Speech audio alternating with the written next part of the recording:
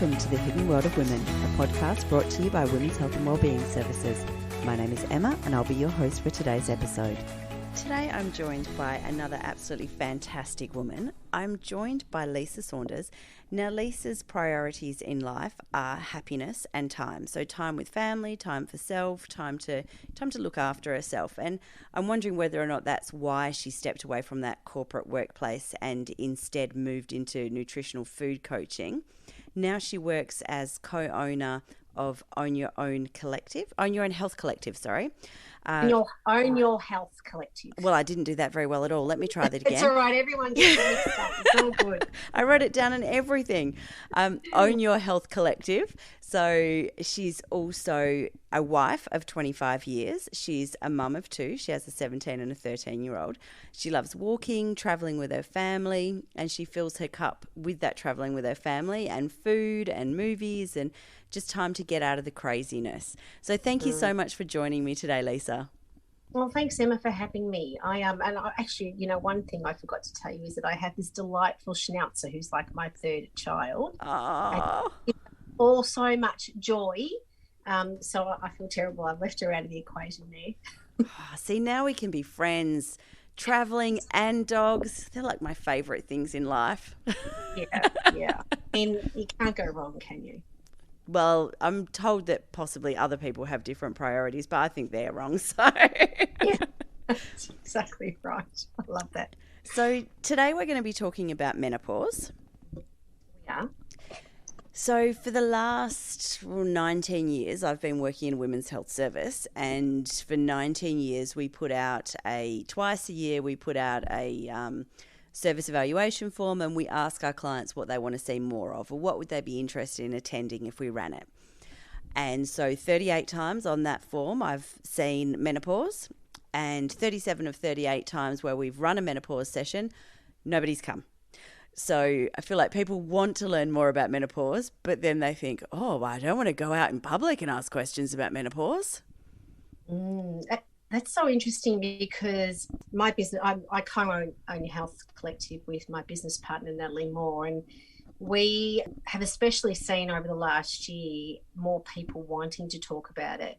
But there's still a lot of discussion around, well, if I talk about it, where's that psychological safety? Am I going to be okay or safe in the workplace to talk about it? If I talk about it, are people going to look at me like I've got two heads? Like, often the people they're talking to they're probably going through the same sort of things or in the same phase of their life, but they're a little bit hesitant. But funnily enough, when we do our webinars and workshops on menopause, people are quiet at the start, and we often ask the question, when you think of menopause, what comes to mind? And we recently had the reply, and someone said road rage.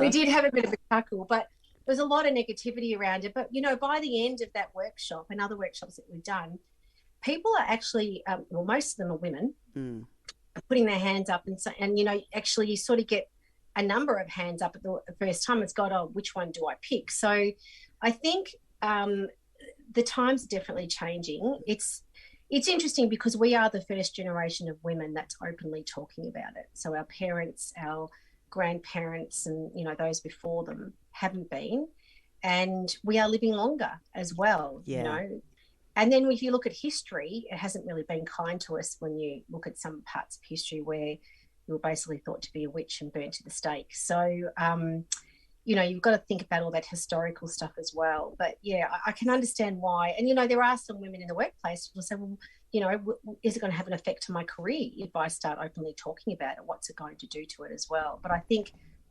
workplaces are also becoming more happy to chat about it and instigate education around it, is what we're seeing. Yeah, and up until hearing Natalie talk about sort of how menopause impacts the workplace, I'm going to be honest, and it's quite embarrassing because, like I said, 19 years working in a women's health service, that hadn't even occurred to me. So that it affects women in the workplace, or how it would affect women in the workplace, or how as a workplace we should be looking at supporting women through menopause. Yeah, and there's a really good stat that Circle In did some research with women, the Victorian Women's Trust, just last year, I think it was. And in that, they found that 83% of women felt that menopause symptoms negatively impacted their work. More than half of those women confirmed that they wanted to leave or take a break from the workforce because they weren't supported at work, or, you know, there wasn't education around it at work. They didn't know about it, and neither did their, you know, the other employees or their managers as well. So there's there's a definite impact on those women around the workplace and just what they're feeling. You know, if they're having a hot flush, what happens? What do they do? You know, what's available at work for them? If they're just really feeling off, you know, what kind of policy is around, you know, possibly working from home rather than coming to work? And I suppose one of the silver linings from COVID is that we've created these hybrid working arrangements now with a lot of, you know, states across across Australia and, you know, the world. So, you know, there is that flexibility for women to still want to work. There's no doubt about it. And a lot of them are just coming back into their working life, you know, after having children, or even if they haven't had children, or whatever the situation has been. You know, they're just coming into a really good point in their careers, and bang, they hit perimenopause or menopause, and, you know, it can start to whisper even from your late 30s, depending, you know, there's a number of women that go through it early as well. So yeah, it's very individual, but it affects every woman. And I think from memory, if I remember the stats, only about 20% of women have very few or no symptoms. So the rest of us, 80%, always experience something. And I, from personally, obviously I've got a health background, but always been interested in health, always looked after nutrition. If you ask my friends, when they did I'm 52, but at my 40th, they did this poem together, and it was all about how I'm, you know, I could only drink certain milks, and, you know, they had everyone in stitches, and, you know, hilarious. So I've always been that way inclined. But I've actually had a number of, you know, fairly full-on symptoms, especially over the last sort of 2 years, 18 months, that I never thought that would occur to me, because I've always looked after myself. But had I not been doing that, then I fathomed to think like how much worse it would have been. Yeah. So, and, you know, I think there's a really good point in there that the sooner we start looking after ourselves, no matter what age or what phase we're at in our life, the entry into menopause or perimenopause, and, you know, the menopause, postmenopause and beyond can be a lot better and a lot easier for many women. Okay, I've got lots and lots of questions. So I've heard you mention perimenopause, menopause, and then kind of postmenopause. Yep. Can you give me a brief distinction between those three? Sure. So perimenopause is the transition to menopause. So it starts in your mid to late 40s, but for some it can start whispering before that. It lasts on average around 5 to 8 years duration, but I'm 52 and I can honestly tell you, I reckon I went into perimenopause at 42. Didn't know it back then though. So it's a time when your hormones start to change. They basically start to wind down, so that production of estrogen and progesterone in the ovary starts to change and wind down. And it will, you know, how one woman experiences the start of perimenopause will differ to another one as well. Mm-hmm. And then we get to menopause. So menopause Before we get to menopause, I know that I asked for the definition. No, but what kind of symptoms do you think people might experience in that period? And I understand it's like asking how long's a piece of string, and it's different for everybody, question. But yeah. Yeah, I think definitely from my own experience and speaking with a lot of other women, and in fact, we have a really good chat with our Perimenopause Power podcast. That the session that dropped today is around our interviewee was talking about this exact thing, and her symptoms very similar to mine, but irregular periods. Mm-hmm. So for a lot of women, they would have just been quite regular, cycles, and then you'll notice it might get shorter. Definitely for me, it was shorter times in between as it progressed. That's definitely one. I didn't so much have hot flushes, but definitely mood changes, and mine were quite enormous and scary. And especially having little kids, that was scary to me and to them and to my husband. So with having a 7-year-old and a 3-year-old, that would be It was, yeah, pretty full on. So Trying to deal with toddler tantrums and mummy tantrums as well. yeah, absolutely. And the thing was, I remember when I would be going through it, I would think about, there'll be one part of my brain going, what is going on with you? You've never been like this before. Like, there's things that start coming in that you think, I've never acted like this before. And confidence is another one. It does really start, you start questioning things and you start thinking about your confidence. And another one will be because that estrogen is changing, those hormones are changing, you can have some sleeplessness. So that wasn't constant, but I do know that before I knew my period was coming, even though it's gone irregular, because I couldn't sleep. And I'm the kind of person that could sleep on a barbed wire fence.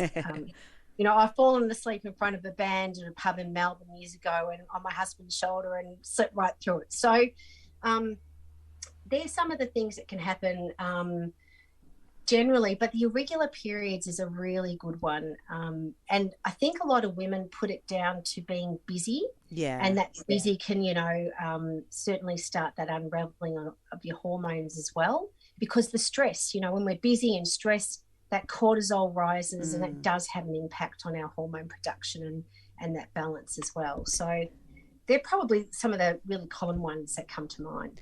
I think, though, with that, so I was hearing somebody speak about her experience recently, and she said that she actually thought that she was going crazy, like just overwhelming sense that she's completely losing it. Yep. And none of us use those words lightly. But for her, because she's taking contraceptive pills, then she's unaware of that, the sort of main symptom of irregular periods. Well, if you're taking a contraceptive pill, then obviously you don't have that as a big clue. You don't. And you wouldn't, it does mask some of it. You might definitely have some of those symptoms, but it's a different way that your hormones are being cared for, caressed, whatever you want to call, through that time. And we often say, often women will go through menopause while they're on the pill because they stay on it for a long time. Yeah. And they don't really know that they've gone through it until they come off. So, and, look, I'm no doctor, but when you are on the pill, you're not really having a period. Yeah. You're actually having a withdrawal, a bleed sort of thing. And, it would definitely mask those symptoms. So, but, there are women that sort of do, they still don't feel right, but it would be a lot to tell, definitely. So then next phase is menopausal. Menopause.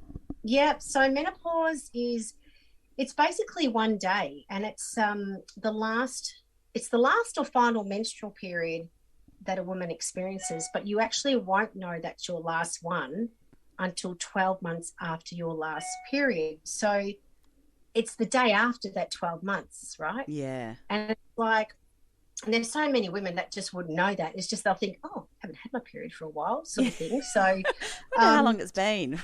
Yeah, exactly. Very, very common. Yeah. And I often say, you might have gone 8 months and then bang, your period will come back. You've got to go all the way back to the start and count from one, go back to 1 and count to 12. So there's a lot of women that go, really? I can't just pick it up? No, you can't. That doesn't feel fair, just saying. No, it's certainly not fair. It's certainly not fair because, it's quite a nice thing not to have to worry about, having a period, right? So, that's a whole nother story because there is a celebration around that period, but even a lot of people wouldn't call it a celebration, but it's just, we'll save that for another chat. But average age is around 50 to 52. It can be earlier, it can be later. That's just on average. So after that one day, you're post-menopausal, and then you are like that for the rest of your life. Yeah.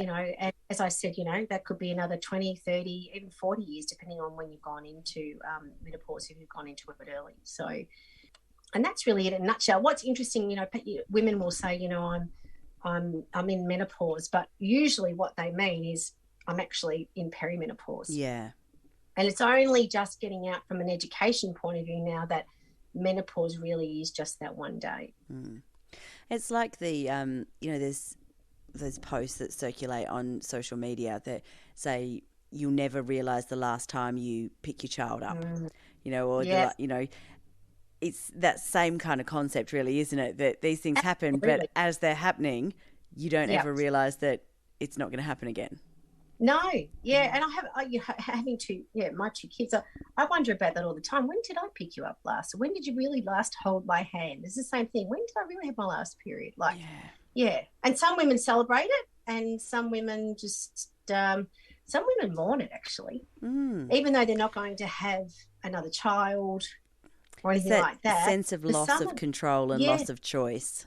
Yeah. Yes, absolutely. You know, but I think a lot of the work that Nat and I do is really, acknowledging that there's a little bit of scariness in relation to going into this time of your life, but understanding that it is a very natural thing.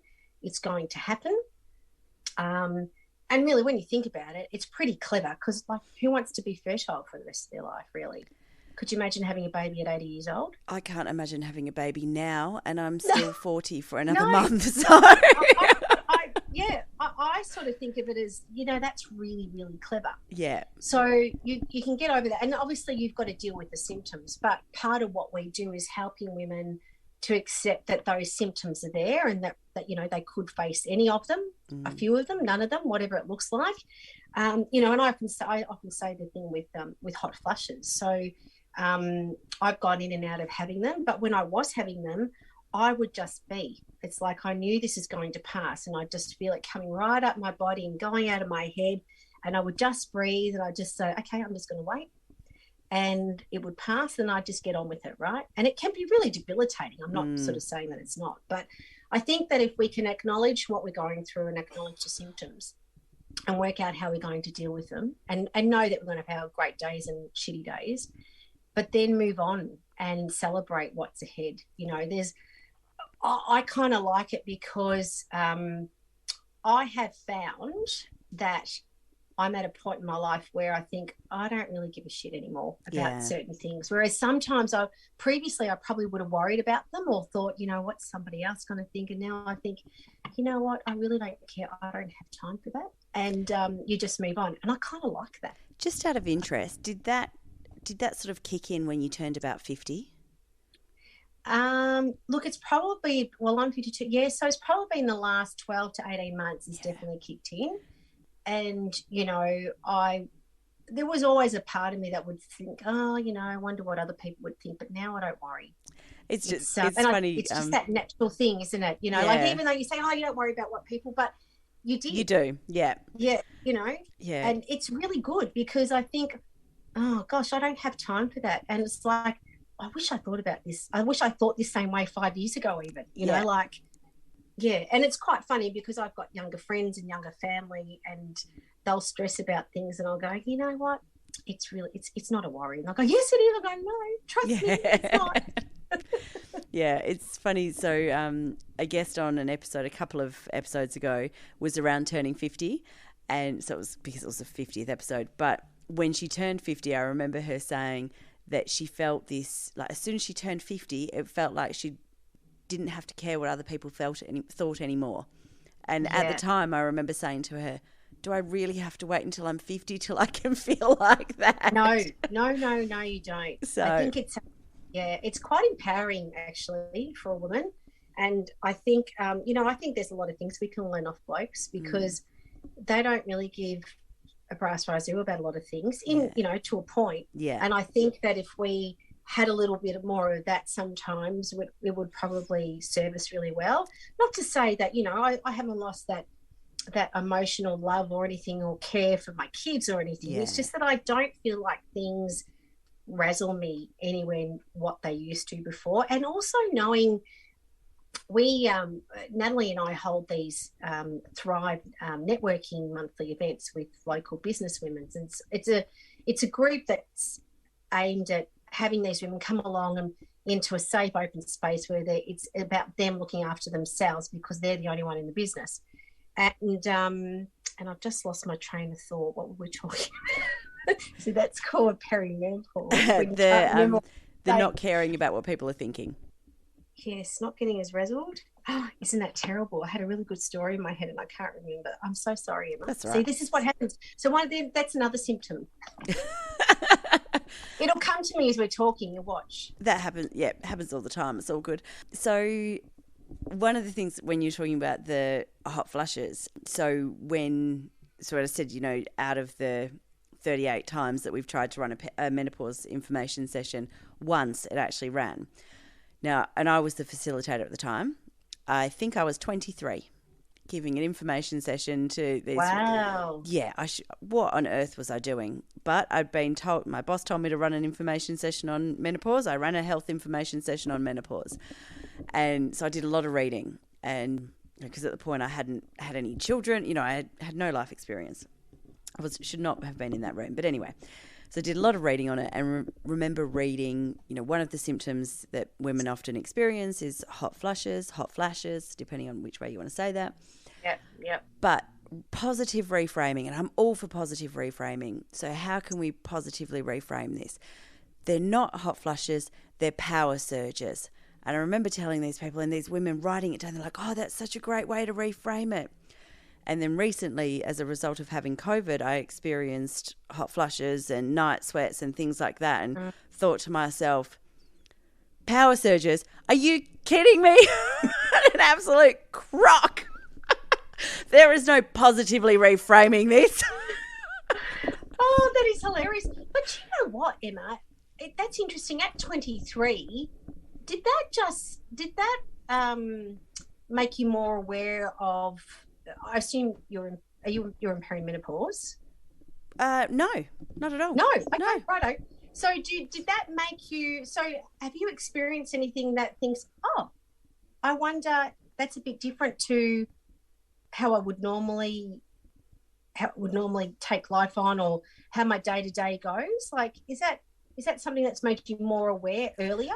I suppose, because you're aware of it? I suppose I am more aware, but I've also because I've been in a women's health sector for 19 years, probably more aware of that. So when I was and working in women's health service, we probably speak more openly about things than a lot of kind of businesses and workplaces do. So when a colleague was sitting there and she was sharing some things, I was like, you're 41 and a half. Have you maybe thought that, have you looked into perimenopause? And she's like, no, I'm too young for that. I was like, oh, you're not. Yeah. So isn't that amazing? Because we talk about menopause not being an old woman's issue, but an all of women's issue. Yeah. Because we hear the word menopause and we think old grey-haired lady, right?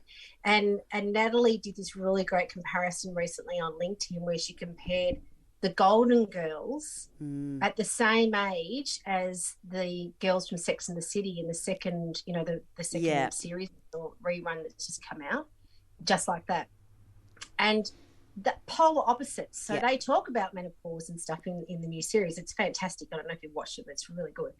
And it was just like, just those perceptions are really, really strong still about that grey-haired woman when it's so far from it. And this is the other thing, women don't realise it can start so early and start whispering, in your late 30s, early 40s. So, but, bravo to people like yourself that are saying that, because we often talk to women that go, the only reason I actually thought maybe it is perimenopause is because I explained what I was feeling like, and someone said to me, have you ever thought that maybe you're in perimenopause? And it's gone, no. So they've gone off and looked into it and done some Googling, and they've gone, God, blow me down, I think I am. And then, the journey started from there. So, the more that we're educated, and that's what we're all about what it is and how to manage it, is really empowering.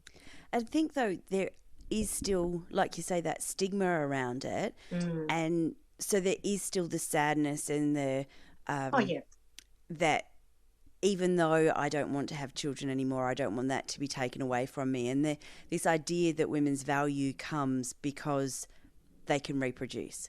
And so when that's gone, then that's what they were bringing to society. So now their value is diminished. And how that's still being shown in arts, which is really interesting, because there's this big push for women to have careers and to have it all. But still there's this sense of loss and devastation at going through menopause, and that means I'm old. Yeah, it's a really interesting comment, because I think we really do need to try and change how we see it. If you look at some other cultures, so women are revered in some cultures in going into menopause is the wise one. Yes, I was about to say, is it maiden, mother and crone? Yeah, but there's another one for crone. There's another crone. Crone is there's two. I hate the crone one, Yeah. but you are right. Yeah. But it's they're revered for their knowledge. So they're the ones that can look after the children. They can impart their knowledge of wisdom, of having lived life to the extent of where they're at in life. And that's where I think, and that's where we bring a lot, if we are still working or if we're having a family or whatever the situation may be, we bring a lot to it, but we're not, it's certainly not portrayed that way in the media. And I think the media has they could really turn things around. So they do, they're definitely reporting it more and things like that, but I think there needs to be some more, positivity around. Don't get me wrong, I know there's negativity out there and I know, women can have a terrible time, but I think there's a lot of positivity also to be gained to show women that, yes, we understand what you're going through, but here's all the things that you can be looking forward to as well. Yeah. And I think what's really important as part of that message is also just normalising the need to really look after yourself. We have this drop in hormones, especially your estrogen, and there are estrogen receptors all over our body. It has so many flow-on effects to our health in so many ways. So, our bone health, our mental health, our heart health, our joints, there's so many things, and we're not actively talking about that either. We know about osteoporosis and things like that, but it was only a few years ago, really, when I thought, oh God, no wonder osteoporosis is such an issue. It's because we've got this drop in estrogen, but we're not really making some of those connections early on. And for that matter, it's not included in our education. I was about to say that. Yeah, so I was at a yoga class just last week, actually.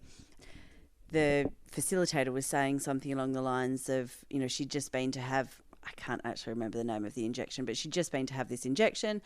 And for all of the women in the room who are postmenopausal, go and talk to your doctor because your risk of osteoporosis increases significantly. Yes. And this injection, whatever it was, that can really make a big difference, and different ways that as women are aging, they need to look after themselves. And I thought, I actually did. And there were a lot of women in the room who were like, I'm just going to get my phone so I can write that down. Yeah. And one of the other women was like, I wasn't aware of that, and I've just been to see my doctor. Why didn't my doctor talk to me about that?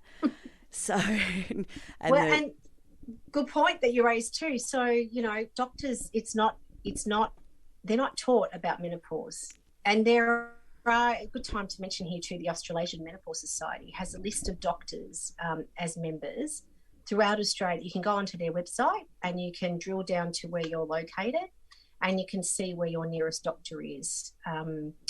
But when I say nearest, don't forget telehealth is a wonderful, thing that we have now. So COVID has given us anything. It's given us that. It does. So a lot of women that are in rural communities and that don't have access to doctors, with menopause specialty, they can now go through the AMI and AMA, I should say, and find out where there's a doctor that they can connect with. And I would really encourage that. And a lot of those doctors will offer a longer consultation because you need that when you're going through menopause. A lot of women, number one, don't know. And number two, there's quite a big health history that they will take and lots of questions and things like that. So, that's really, really important. And, going back to the bone health, things like the movement that you do, the movement, that might have served you in your younger years doesn't necessarily serve you in your later years. Like, definitely things like weight bearing work is probably one of the main things you should be concentrating on. Definitely moving your body every day. Healthy aging is all about moving your body every day. But it's not about really pounding the pavement or, if you're a runner coming into it and that's been your gig, it's usually fine. Yeah. But if you were to take up running and make that your main exercise, it's probably not the best way to be exercising either.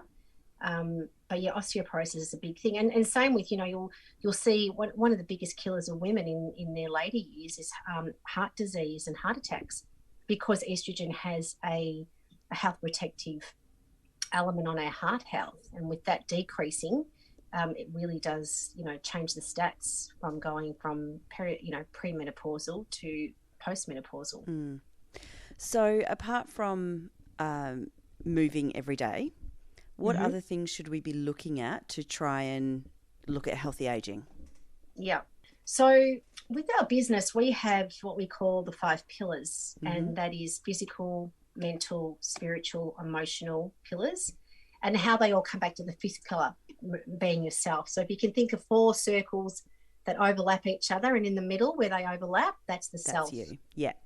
So that's the framework of which we've built Owning Health Collective. So there's an element of all of those that we need, some more than others, and some you concentrate, you might concentrate more on your physical health than you do one of the other pillars. Don't expect us to be doing it all at the same time. But look, definitely nutrition, putting on my nutrition hat, good nutrition is really important. And I'm not talking difficult, or complicated. I'm talking about making sure you're getting enough protein for your body. We have a huge requirement for protein at this time in our lives, and sadly, it's a time where I see, the women that I work with coaching one-on-one, they are not eating enough protein as well. And there's been some really new research come out that talks about how we have a high requirement for protein at this point in our lives.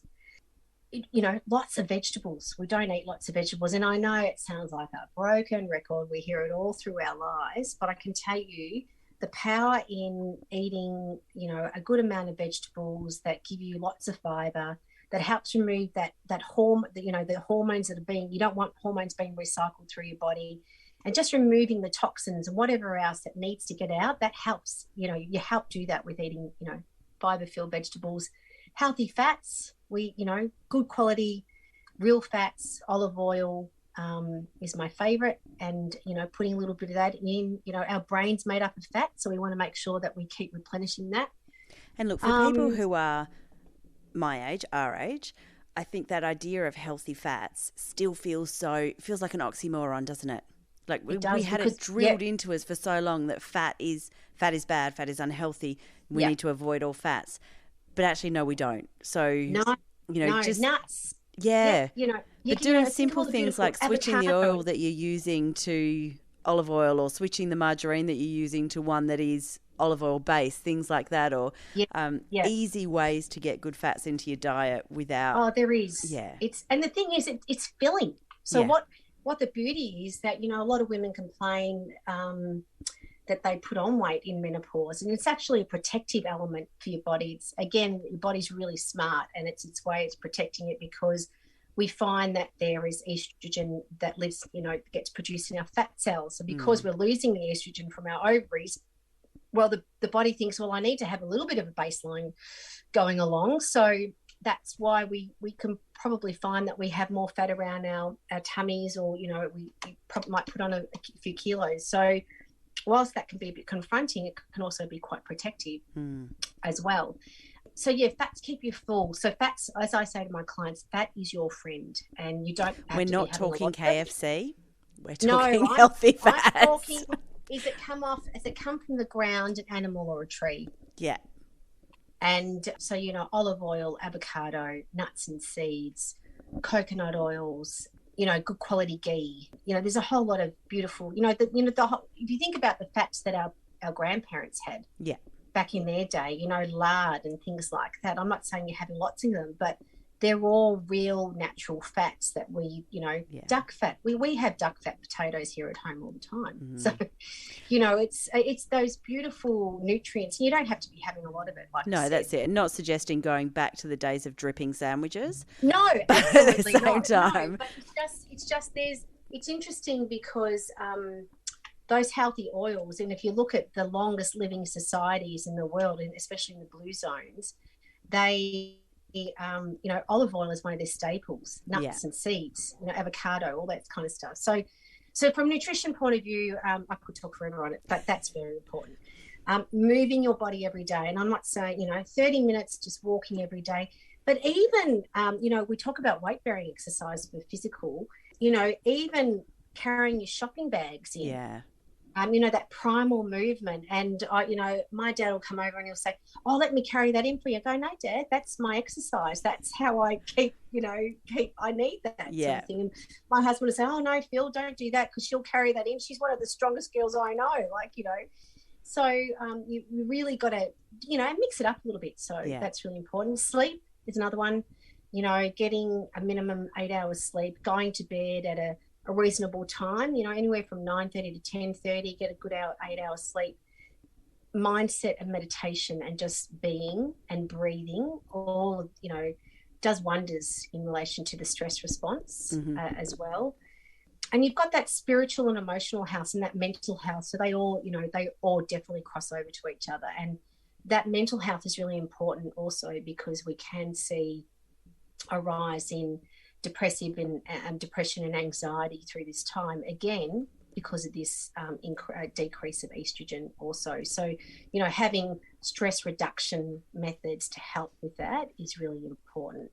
And it's tricky, isn't it? Because I think often the time when, like the ages when women are experiencing perimenopause, is at a time when our children are, possibly at a stressful age and, re-establishing careers, or careers are starting to get potentially more stressful.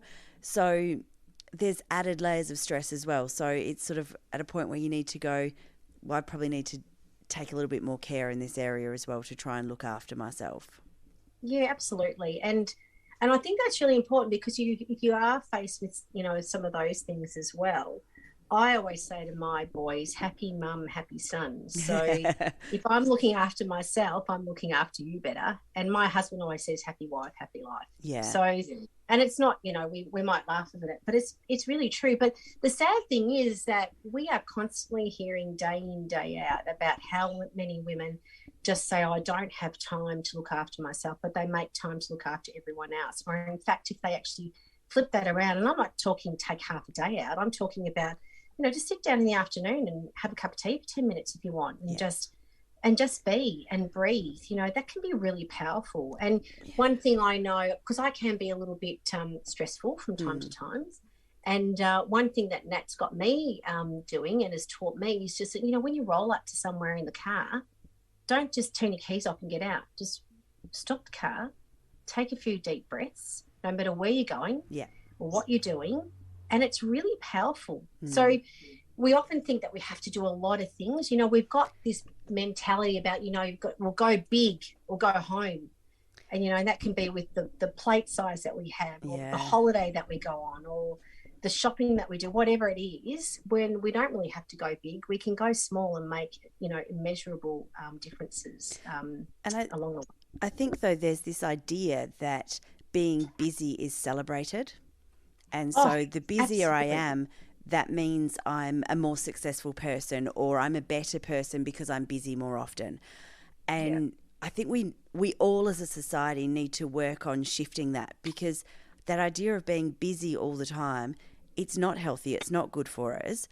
But you're right, we don't need to, when we talk about meditation or mindfulness, I think people, for me, I get this mental picture, and I am showing my age, I know, but I get this mental picture of Shirley Gilroy from A Country Practice sitting in a teepee in the middle of her living room, and dedicating hours to meditating in lotus position.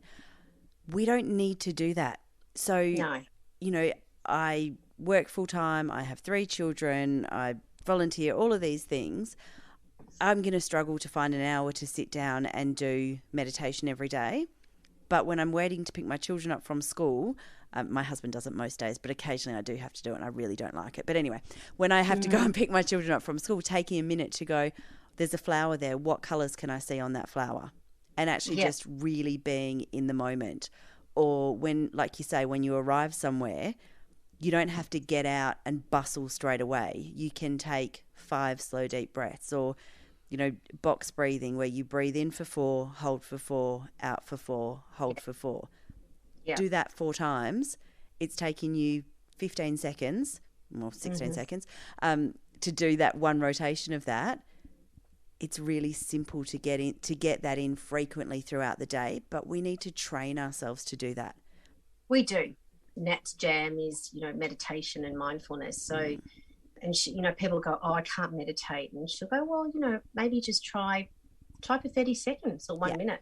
That's and it. then see where you go from there. And she has successfully taken a large number of people from 30 seconds to 10 minutes, 15 minutes, you know.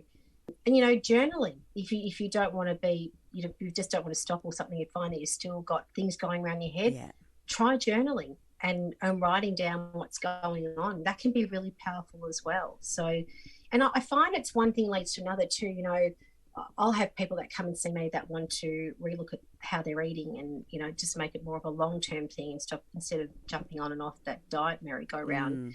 And we just start with small little things, and then it's like the body's really clever and the body goes, you know, I actually want more of that.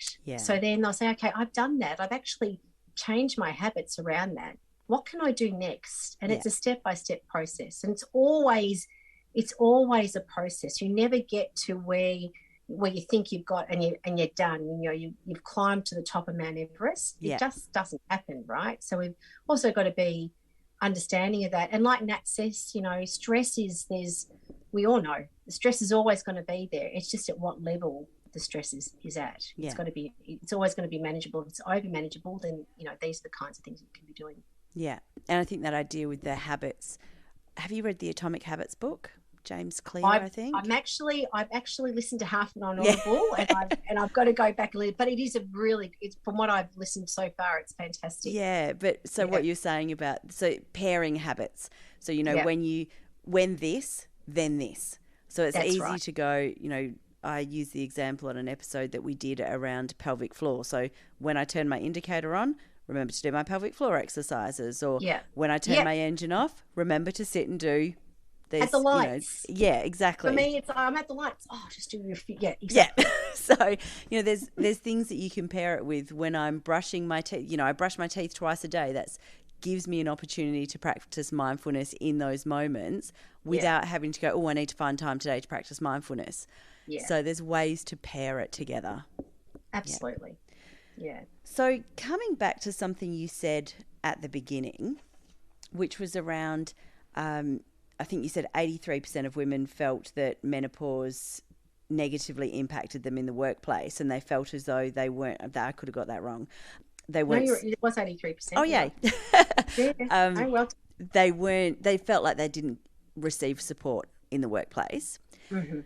What kind of ways do you think people can support that in the workplace?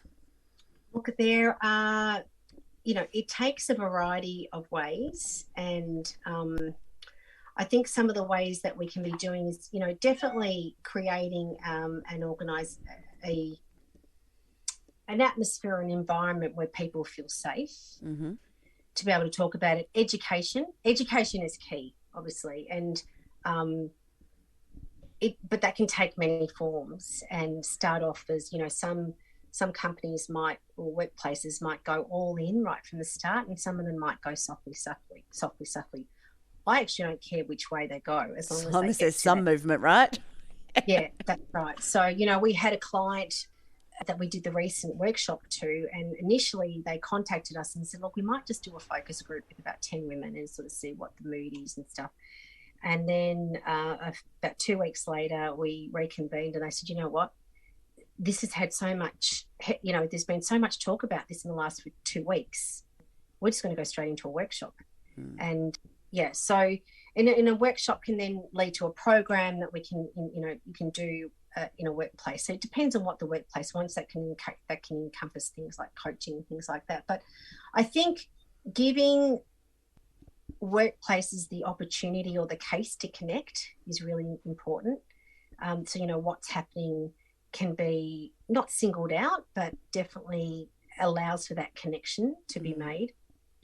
And, you know, looking for an acknowledgement that, you know, you don't have to have a big, long conversation about it, but just acknowledge that, you know, I acknowledge that you're going through something, whether it be menopause or some other, you know, other issue, because we do all these things, you know, for all those taboo subjects that have been before it, and we now accept them and we make a place for them, and we make that case to connect for them as well. You know, and bringing some compassion that, you know, if you're going through something, there's compassion there from the employer or the manager around that. But again, the education comes back into that. because I don't think compassion will occur unless the manager or the other employee has had that education around, understanding that there's a normality around what this person is going through, and having the human skills to be able to manage that, to show the compassion, and and reaching out to them is really important as well.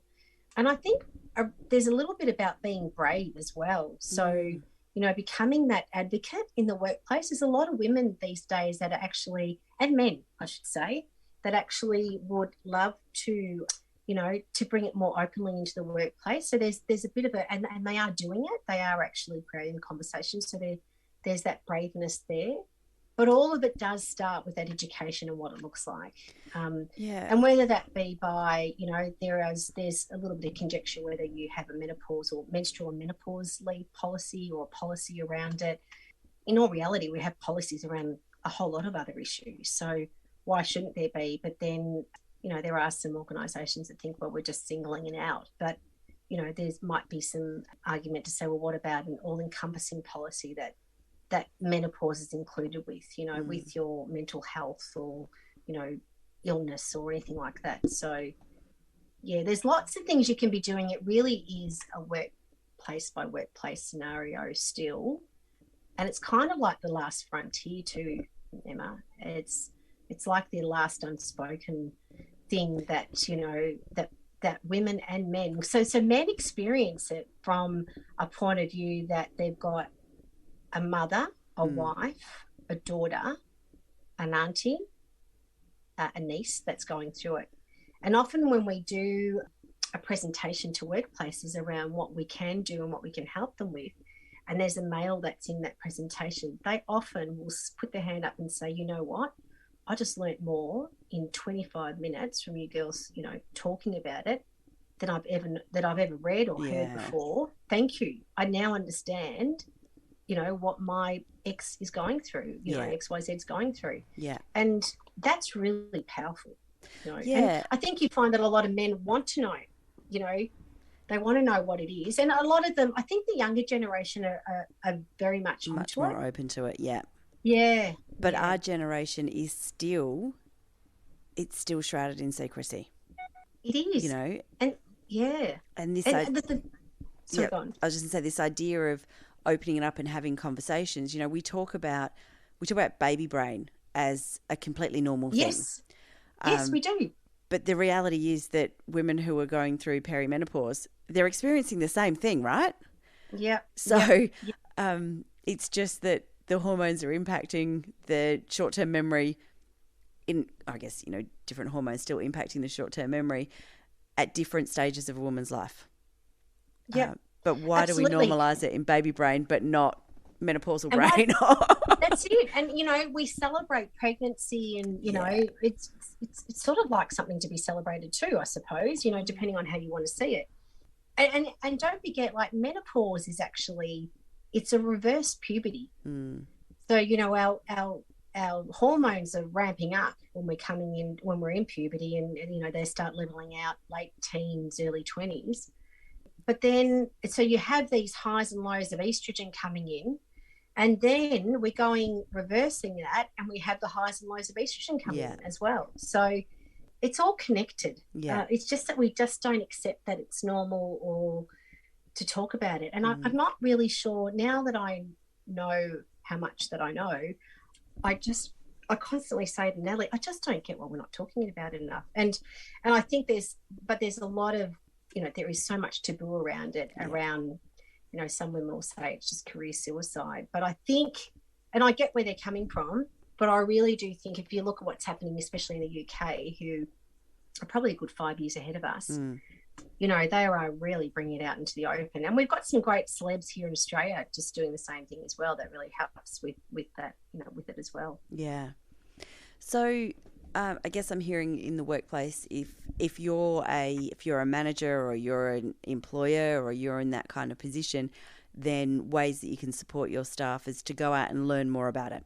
So educate yourself in the best way that you possibly can, so that, because with with knowledge comes great power. So once once you learn more, you know what to look out for, and you can find ways that you're able to support your team. And similarly, that would go for families and relatives, that kind of thing. We spoke about some of the symptoms that people can experience, and then we spoke about lifestyle changes for healthy aging. When people are going through perimenopause and they are experiencing some of the plethora of different symptoms that are out there, are those lifestyle changes likely to have a positive impact on those symptoms?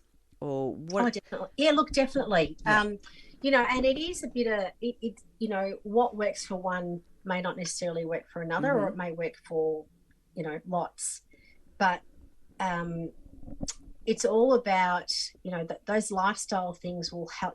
There's research out there to talk about how moving our bodies can be so beneficial, even though we might be having achy joints and just not really, we're feeling tired. But just getting out there and having that daily ritual of a walk and fresh air helps to clear the mind. And you know how it is, even when you're not going through menopause, right?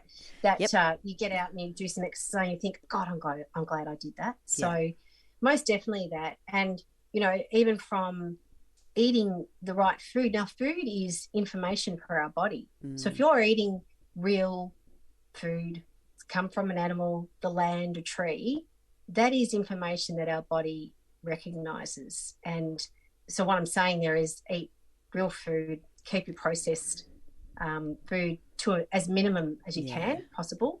And there was a theory, and admittedly it's a couple of decades ago, but there was a theory that women in Asian countries didn't experience menopause as badly as women in Western countries because of the high amounts of phytoestrogens in their foods. And so perimenopausal women should basically go on a diet of tofu and soy.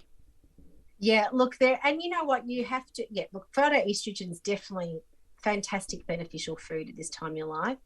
But there's also, you've got your differences in culture there as well. So they've been doing it for different years. And there's, like I said, I'm no doctor but there is an element of the type of, your gene pool and all that kind of stuff of what you've been eating from that culture or where you lived. But definitely phytoestrogens are great. Real food is great. It's all about information. But yes, you don't have to just live on tofu and soy, right? Oh, God, no. Just wanted to put that out there. I would never advocate that at all. Absolutely. It's a lot of those elements that I was talking about before. Yeah. But I call it, getting bang for your buck. Yeah. And it's all about the nutrient density. So 100%. I love to use an egg as an example, right? An egg can have so many beneficial elements to it that, I'd choose that any day over a packet of chips. It's a big, Yeah, look, I know, but just to get my point. But even avocados, such great foods. Green leafy vegetables. You've got your magnesium. You've got your chlorophyll. There's so many elements of it. So it's around having that the messages and that information. And it's the kinds of foods that you're eating. So I had a conversation recently with somebody who was trying to lose weight, and they're looking at the calories that they're taking in, which fair enough, but sort of going, what, you can survive on, let's say, 1,500 calories of just Snickers, but what's that doing for your body compared to eating a nutrient dense diet where you can eat the same amount of calories, but what is your body getting from it, and what is it not getting if you're only eating a 12-pack of Snickers a day, that type of thing. So great example. Yeah, so I think we can look at the different kinds of foods that are available and making sure that all your body's needs are being met, really. Yeah, and look, absolutely, and it really does come back to that. I think where a lot of people start when they say, "Okay, I'm really going to have a look at this and see what I can do differently," they will come back to that physical pillar to start with. So they will come back to the movement, the nutrition, and the sleep. And we often find, and that's often where we start with, that mindfulness, that, being aware of that and that slowing down, that stress element. And we work on that, and then we move on to the next bits as well. But the pleasing thing with that is that often we see that clients that start there, they go, okay, I'm ready for more now. I can see the benefits that, that we're having. And you know, I recently did some work with my father and mother. My dad had a few heart issues and had things investigated, and they said to him, look, we can't really see anything, and he was carrying a bit of weight, and he said, well, if I lose a bit of weight, would that help? And they go, yeah, absolutely. It's not going to hurt. No, that's it. So he's lost over 12 kilos, and he's 77. He's walking everywhere. He can't believe how wonderful he feels. But that was just starting to happen even from that 2 kilo loss mark, right?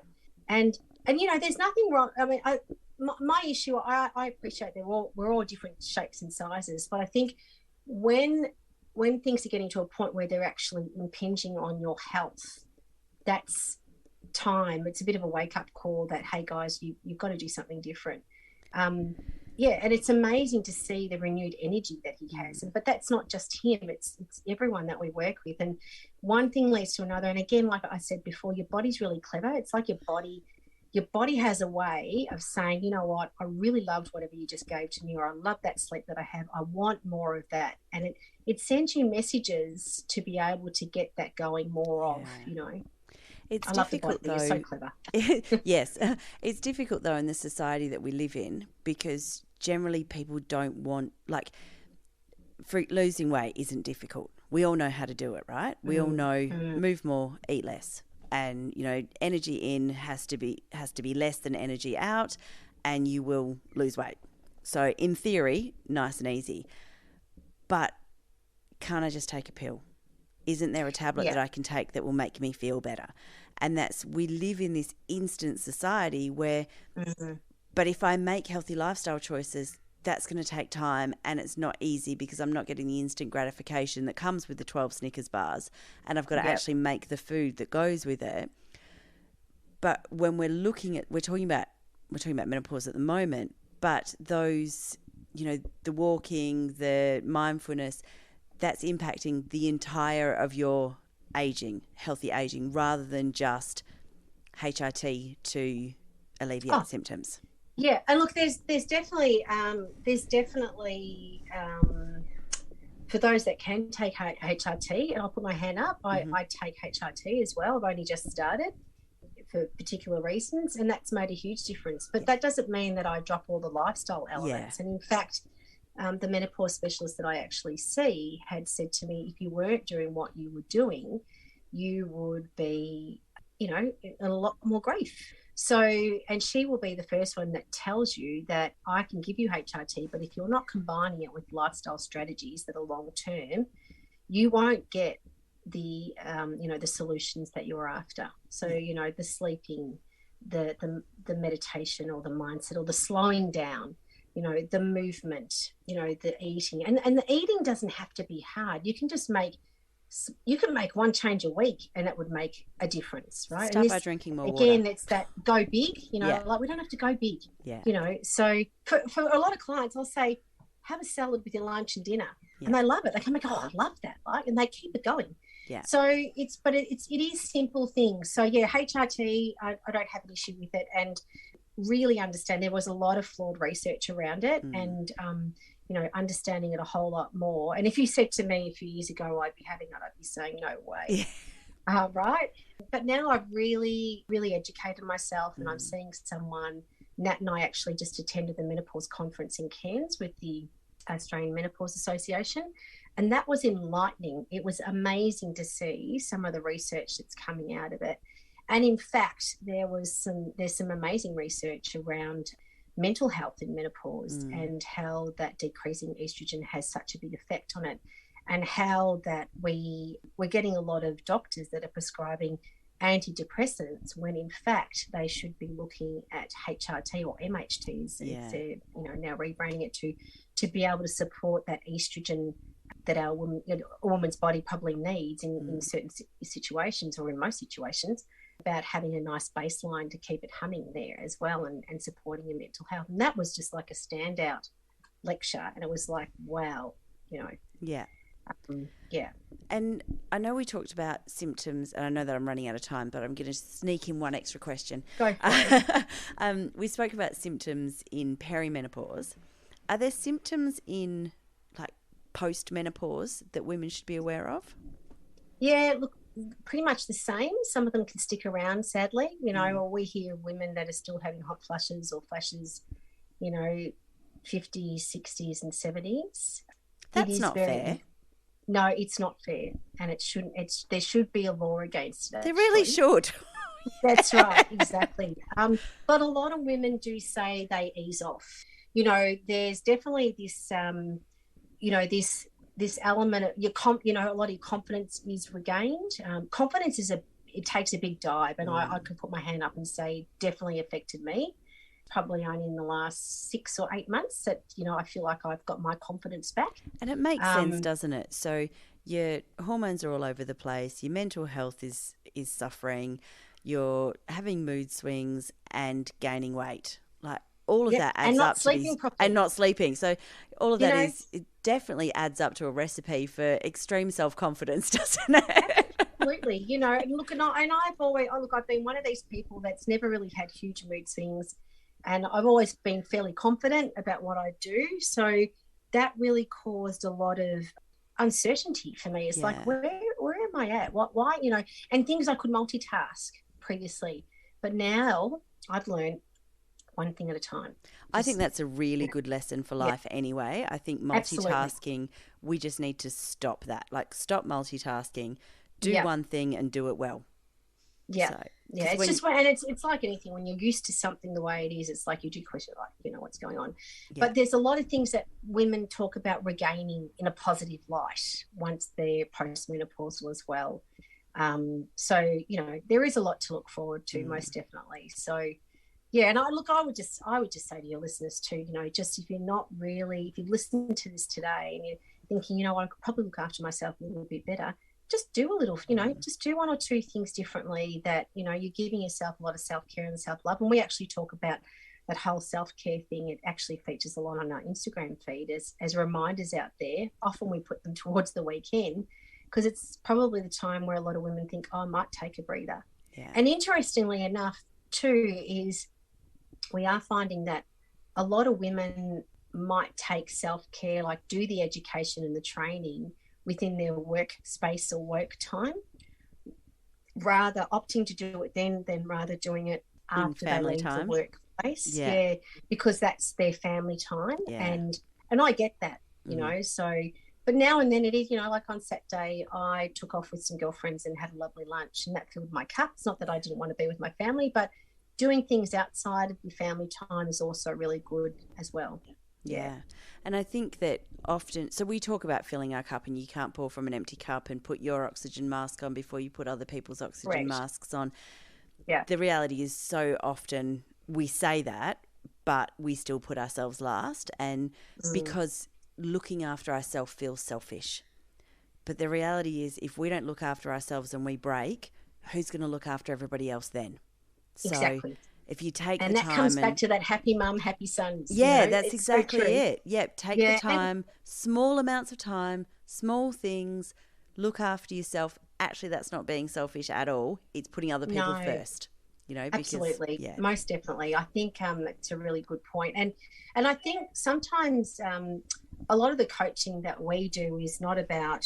We've definitely got programs that we do and things like that, but within those programs, it's about the incremental things that we start off with at the start, and you might gather more momentum as you go through, but there's a starting point which a lot of people have that is really it's developing a new base. Yeah.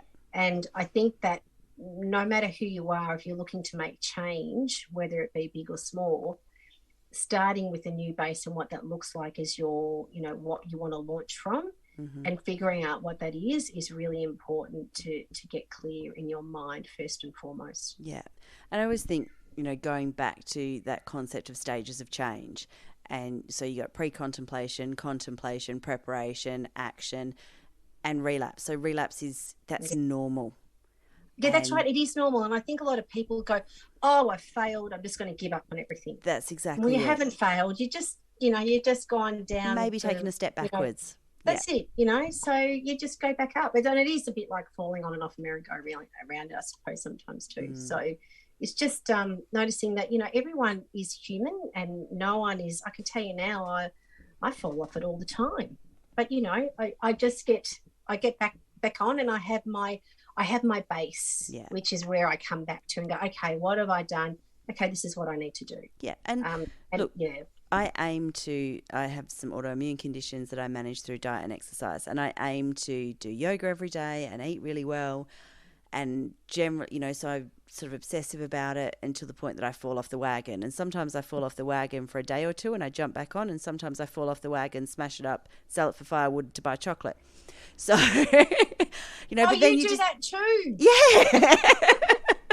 Then you got to start and you make a new wagon and you get back on it. But that's completely okay. So sometimes your wagon looks different when you rebuild it. That's okay too. But you know what? You'll learn something new every time that happens. Yeah. So, the effort that you've had or done hasn't gone astray. And you end up getting back on and starting quicker. Yeah. Or getting back to where you want to quicker, because you've got the benefit of hindsight and what you've done previously. So it's really important. A great point. Yeah. And you've learnt from, last time and where you got to and the mistakes you might have made. So yeah, most definitely. Yeah. So before we finish up today, is there anything else, any words of wisdom that you'd like to add?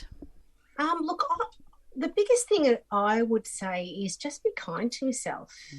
Just certainly take the time, if you're not feeling quite yourself, take the time out to find, a practitioner, whether that be a GP or a naturopath or a nutrition person or, someone like Nat and I, that you can chat to and see if you can start establishing what it is, why aren't you feeling yourself? But make the time to find out, and don't just keep going on that treadmill and just thinking, if I hop off, am I actually going to, do I have time to hop off in the first place? So that self-care is really, really important. You've got to really put yourself first, if you want to give to all the others around you. So I think as well, something that you said earlier about the GPs, and GPs don't necessarily know all of this. I often think GPs, they're general practitioners. They know a little bit about a lot of things, but we need to be experts in us. And so sometimes that means that we have to do the research. And when you go in and you see some of those practitioners, you say, this is what I'm experiencing. This is what I've found out. This is the support that I need right now. And if you're lucky, you'll find a really great GP that can offer additional to what you've been able to find. But it's okay to take control and to say, this is my journey. I'm going to be driving the train right now.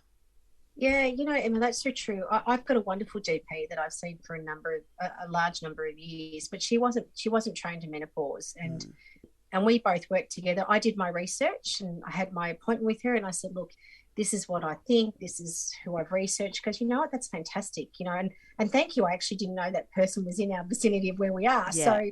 So, she's learned from it, and she'll put her hand up and say, yeah, go for it, and I can't wait to see what you find out when we catch up next. So yeah. That's a great GP. Yeah, 100%. People who are open and I think if you go in and you say, I need a referral to this person, and they say, no, I'm the doctor, find another doctor. Yeah, and trust your gut. Can I just tell you, as women, our gut's usually pretty spot on, but then we question it because our confidence is waning. Yes. And we think, oh, maybe not. But it's still, whatever you're experiencing, even after you've gone to the doctor, it's still there. Trust your gut and look into it further. And if you're not getting the answers, go somewhere else. Yeah. One of the things, ways that I use journaling is often to go through that trust your gut type activity. So this is the problem that I've got. If my friend was experiencing this, what would I be telling her right now? Yeah. So true. Yeah, so I know the answer to this because I'd be able to tell my friend, find another doctor. I'd be able to tell my friend that, something doesn't feel right here. You need to look into that more. Yeah. If I know that enough to tell my friend, I need to listen to, if I'm expecting her to listen to me, I need to listen to me. Correct. Yeah. So beautiful advice. I love that. I love journaling for that. So yeah. No, very good. Yeah. Very good. Well, thank you very much for joining me today. I really appreciate it. And yeah, anything else you'd like to add before we wrap up today? No, I've loved the chat. It's been really good. I could chat for another hour actually. So me too, often. But yeah, you know, and hopefully your listeners have got something out of it as well. So that would make my heart sing if they have. Yeah, me too, most definitely. And in the show notes, I will put a link to your website. I'm also going to put a link to, you said the Australasian Menopause Association? Yes, yeah. Yes. So, and we've got, I don't know, we've also have our own podcast. Yes, I wrote that down as well. Power. What was it called, sorry? Perimenopause Power. And you can listen, you know, through Spotify, Apple, all those ones. And we're at about our 53rd episode, I think, 53rd or 54th. And there's a bit of Nat and I talking about different things, and we have a number of different guests from all over the spectrum. And yeah, it's great conversations, and they run from about 20 minutes to 40 minutes, depending on who it is that we're talking to or what we're talking about. And yeah, it's all around perimenopause and beyond. So your listeners might like to check that out as well. Fantastic. I will add a link to that as well. Awesome. But thank you very much for joining me. I really appreciate it. And I know that we didn't necessarily follow a train of thought, but we went all different places, and I appreciate that.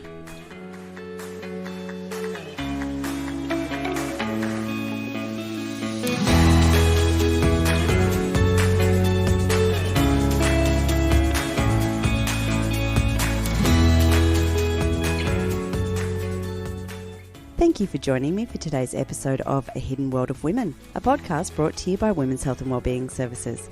For more information on the services we offer, head to whws.org.au or Women's Health and Wellbeing Services on YouTube and social media. Looking forward to the next episode where we uncover the hidden world of women.